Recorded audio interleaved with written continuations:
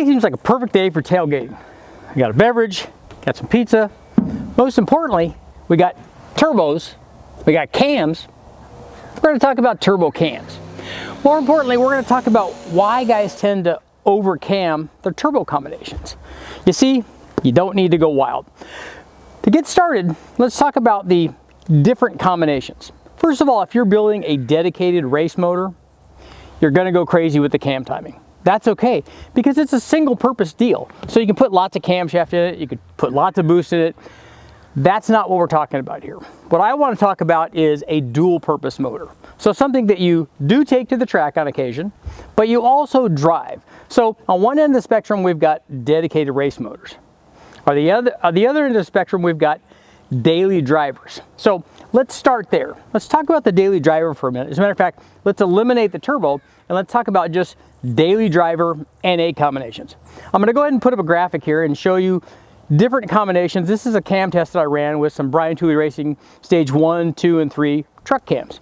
And I want to show you the difference in power. And I want to show you, we'll talk a little bit about the typical mentality of, and I'm included in this, of people that buy cams for their trucks or for their daily driver. Here's what happens. So if we take a look at this comparison, we see on a 5.3 liter, we ran the different cams, a 1, 2, and 3. Stage 1, 2, and 3 truck cams. So for me, if I'm picking a cam for my daily driver, like the truck that I have, here's what I want. Here's what I'm looking for. I want something that makes more power. Obviously, if I'm going to put a cam in, why go to the trouble to put a cam in that doesn't make any power? So I want a cam that makes extra power. But the other thing that I want, because I got to look at both ends of the spectrum, even on my daily driver, I want more power, and a cam is going to give me that. But what I also want, or more importantly, what I don't want to sacrifice anything. So if I look at the power curves of these different stage 1, 2, and 3 Brian Tooley Racing truck cams, I see that as we go up and up in different stages, we tend to start sacrificing low speed power. And the important thing is, even though this is only a test at wide open throttle, I'm not as much concerned about that. But what it tells us, if there's a sacrifice in torque down low from a camshaft at wide open throttle, even at 3,000 RPM or wherever we start the pull from, there's going to be an even bigger change at part throttle. So there's going to be a drivability issue. So if there's a loss in torque down low, more than likely there's going to be a change in part throttle response. The other thing that happens if we go up and up in camshaft, we go from a stage 1 to a stage 2 to a stage 3, we also get to a point where we might need to start thinking about putting a converter in it. So we've got drivability issues, we've got a loss in torque, we've got the potential where we have to put a converter in it. In my daily driver, I don't want to sacrifice that. That's why for me, if I have a 5.3 in my truck, I'm going to go with, using this example, a stage 1 truck cam, because I think that works best and it suits my purposes best. But here's what happens to me and to all of us. Because there's a stage 1, or more importantly, because there's a stage 2, everyone's going to pick the stage 2, because a 2 is obviously better than a 1. And if a 2 is better than a 1, then obviously a 3 is even better than a 2, and so on and so on. Because here's what happens to all of us. When we're talking to our buddies and they say, yeah, wait, what cam did you put in? And you say, I put in a stage 1 truck cam, even though that's the best choice for your combination, you don't like saying that. You want to say that I put a stage 2 or a stage 3 or a stage 4 because bigger, because you're worried about what these guys are going to say. And trust me, I'm right there with you. We're all the same. If there's something bigger than a stage 1, you want to tell them that. If there's something bigger than a stage 2, we all want to tell them that. So that's what happens to us, and we decide, hey, I'll go ahead and take that trade-off. I'll accept that loss in power down low for the little bit of extra power at the top, in this case on the truck cams. But these could be stage 1, 2, and 3 NA cams or turbo cams or blower cams or whatever they are. But the result is still the same. We always accept that kind of trade-off, even though in the case of a daily driver, you would be using the area where that sacrifice is a lot more than you'd be using the area where there might be extra gains. For instance, how often do you spend driving around in your truck and want extra power at 2,000 or 2,500 or even 3,000 RPM?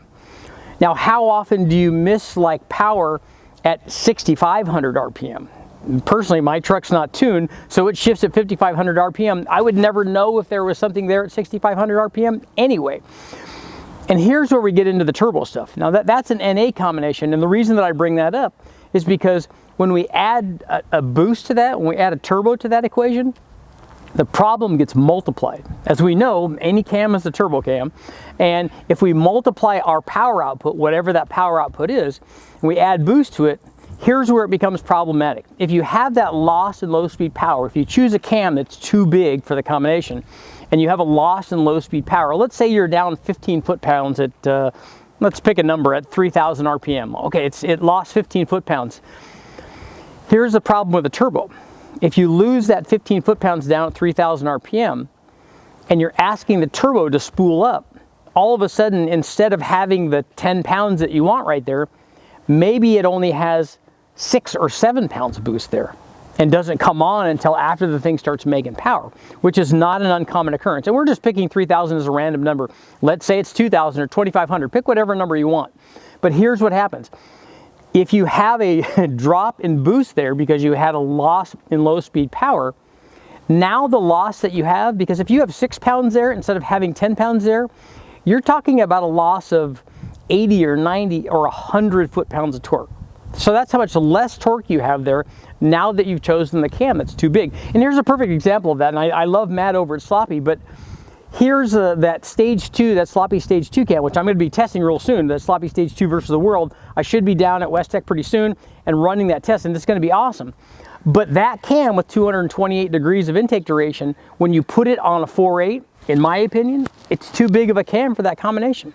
Unless you're running something that's going to be 8,000 or 8,500 RPM, that's too much cam, and I'll get into why that is when we start talking more about the turbo stuff.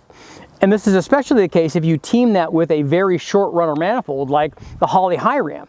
Now, if you compare a Holley High Ram to any other long runner manifold like the Fast or a Trailblazer SS or even the stock truck manifold that came with the car, that came with that motor when you pulled it from the wrecking yard, those long runner manifolds will do everything that that High Ram does on a 4.8 all the way up to 7,000, maybe even 7,500. Except the thing that they will do, they'll make as much peak power, but what they will do is they might make 30 or 40 or 50 foot-pounds more torque through all the rest of the curve down below that 7,000 RPM number. And as I said, that becomes very important when you're trying to spool a turbo, especially on a 4.8 if you're trying to spool a big turbo, because it becomes more and more important. If you put a little turbo on there and the 4.8 has enough power to spool that, then you don't have to worry about that. But if you put something like we have here, a 7875 Gen 2 or an S475 or an S480, and you're trying to spool something big, having the extra torque from that long runner manifold is definitely beneficial. And also having the extra torque available from a smaller cam, that's where it really comes into play. So in my opinion, on a 4.8, and if we go back to the Brian Tooley truck cams, if I'm going to pick a cam for my 5.3, I'm going to pick a stage 1. If I'm going to pick a cam for my 6-liter, I probably would pick a stage 2 because you won't have as much of a loss. And I tested that already, and I'll go up and show the graph here. I tested the 1, 2, and 3 also on a 6-liter, and the stage 2, in my opinion, seems to be the best combination. But if I'm going with a 4.8, I wouldn't even pick a stage 1 truck cam. If I have a 4.8 in my daily driver truck, I'd pick the smallest cam, which is the torque cam that Brian Tooley offers. And the same thing for these turbo deals. If I'm picking a cam for my turbo combination and it's a 4.8, I would definitely want to pick a small one because it's definitely going to help spool that turbo up. It's going to be much more responsive.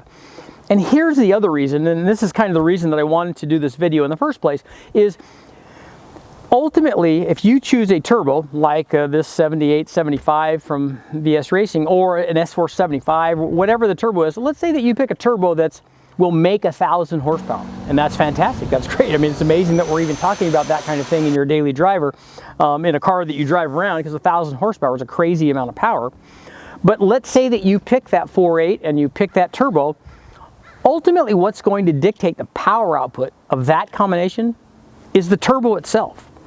If that turbo will make 1,000 horsepower because you've sized it, especially the hot side, you've sized that hot side with the displacement of the motor so that you don't have excessive back pressure, you could get all of the combination that the compressor side has to offer. Let's say that you can make 1,000 horsepower. If you're running that on a 4.8 and you choose a stage 2 or stage 3 turbo cam, those cams are not going to do anything for you that a stage 1 cam won't do. That's right. And the thing that the stage 1 cam will do for you on a 4.8 is it will help you spool that big turbo. Because ultimately, you're going to make 1,000 horsepower, because that's what the turbo is going to do. You don't need a stage 2 cam to make that 1,000 horsepower with a 4.8. You don't need it to make that 1,000 horsepower with the 6.0. You just don't need it. I mean, a stage, and I'm talking about any kind of generic stage 1 turbo cam. It could be from Elgin, or could be the sloppy version, could be from Brian Tooley Racing or Comp or Texas Speed or whoever it is. Doesn't matter, but I'm just using those as generic terms. But if we take one step down in cam timing, it's going to be much better off, especially for the smaller motors. Now, you could pick a slightly bigger cam for a 5.3, but again, ultimately, even with a 5.3, a stage 1 turbo cam on a 5.3 will allow you to make all of the power that turbo can make, but the thing that it will give you is better response down low. Now, and here's the other part about it. We were talking about the truck cams. If this is in a car or a truck that you're going to be driving around, and it's going to see a lot of time driving around when you're going to be running this thing not at 1,000 horsepower, having the smaller cam will be way better. It'll make a way better combination. So you'll be able to drive it around, it'll have more torque, it'll have better throttle response, it'll probably get better mileage if that sort of thing even interests you if you're talking about a 1,000 horsepower street car. But that's very important, and it gets more and more important when we start out with a 4.8 as opposed to a 5.3 or a 6.0, because those combinations, and especially the 6.0, is going to have way more torque than it needs to like get that turbo spooled up. So the single biggest thing that you can do to improve response of any turbo is to improve the power output of the naturally aspirated combination. That's right, the thing that makes the exhaust spool up is exhaust. If you have more exhaust flow through that turbo, and you get that from extra power production. So if you don't believe me, try running the same turbo on a 4.8 as you do on a 6.0. The 6.0 is going to spool that thing up like crazy because it's bigger and it makes more torque in the area where you're asking the thing to spool up.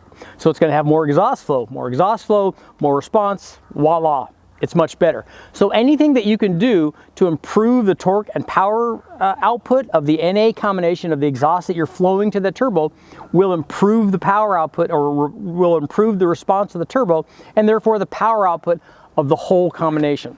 So very important, guys. Make sure when you're choosing your camshaft, don't do what we all do, and I speak from experience here. You don't need the biggest cam that you can put in there. A stage 3 cam, if you have a 1,000 horsepower turbo, is not going to make more power than a stage 2 cam, or even a stage 1 cam. The 1,000 horsepower is still going to be the 1,000 horsepower. The thing that you're going to do is make more average power with the smaller cam on the smaller motor. Thanks for watching, guys. Make sure to like, share, subscribe, ring the bell. Help me out.